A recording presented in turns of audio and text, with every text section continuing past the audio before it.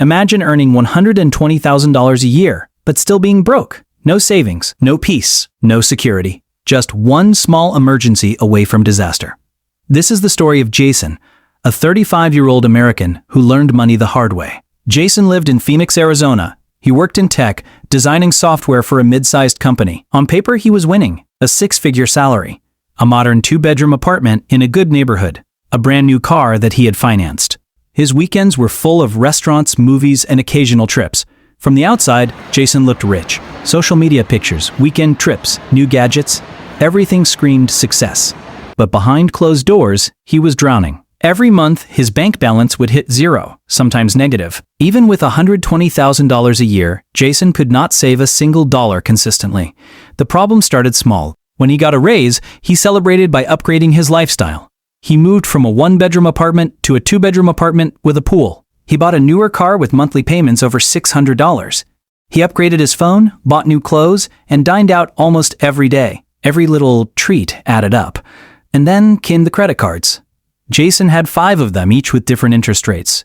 He thought paying the minimum was enough, but slowly the interest piled up. Subscriptions for streaming services, apps, and gym memberships quietly drained hundreds of dollars every month. The buy now, pay later culture didn't help either. Slowly, Jason found himself trapped in a cycle of spending just to survive. One Friday afternoon, his car broke down. The repair bill? $2,400. He didn't have it.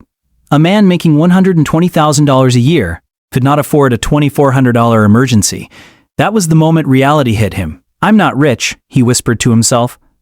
"I'm just a high-paid, broke person." Jason decided to take control, but he knew it wouldn't be easy. He started by tracking every single expense. He wrote down rent, groceries, utilities, credit card payments, dining out, entertainment, and miscellaneous spending. The total shocked him. Over $5,000 a month was going out the door just to maintain a lifestyle that looked successful but was financially toxic. He realized something crucial. The more he earned, the more trapped he became. Jason's first big change was his car. He sold the brand new financed car and bought a used reliable vehicle. Instead of $600 monthly payments, he now spent $200 on the car. Next, he moved to a cheaper apartment in a safe neighborhood. Rent dropped from $2,200 to $1,500. He canceled 90% of his subscriptions, including streaming services and premium apps. Instead of dining out every day, he cooked at home, learning to enjoy simple meals. Jason also examined his credit cards. He called each bank, negotiating interest rates and consolidating debts. He switched to one card with a lower APR and set up automatic payments to avoid late fees. At first, friends and colleagues thought he was crazy. "Why live like you're broke when you make 6 figures?" they asked. Jason ignored them. Slowly, habits began to change. He started budgeting, planning expenses, and prioritizing savings. He even took a small side hustle as a weekend handyman, earning $800, $1,200 extra per month. The results started showing in less than a year. All credit card debt was gone in 18 months. Jason had built an emergency fund of over $40,000. His credit score improved to 780. He still earned the same $120,000 a year, but now he controlled the money instead of it controlling him.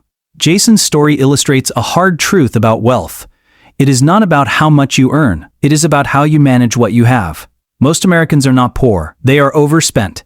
They live paycheck to paycheck despite high incomes because lifestyle inflation eats their earnings. Jason also learned that small daily choices matter more than big financial decisions. Cooking at home, using public transport occasionally, avoiding unnecessary subscriptions, these small changes added up.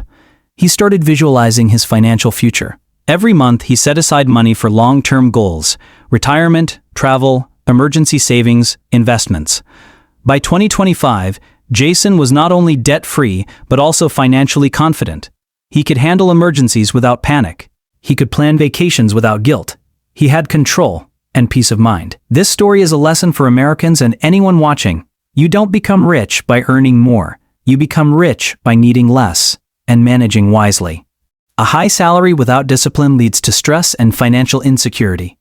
The real power lies in controlling spending, understanding debt, and building habits that compound over time. Jason's journey teaches another important lesson. Financial freedom is a mindset, not just numbers. Even with 6 figures, poor habits create poverty. Good habits, even with modest income, create wealth over time.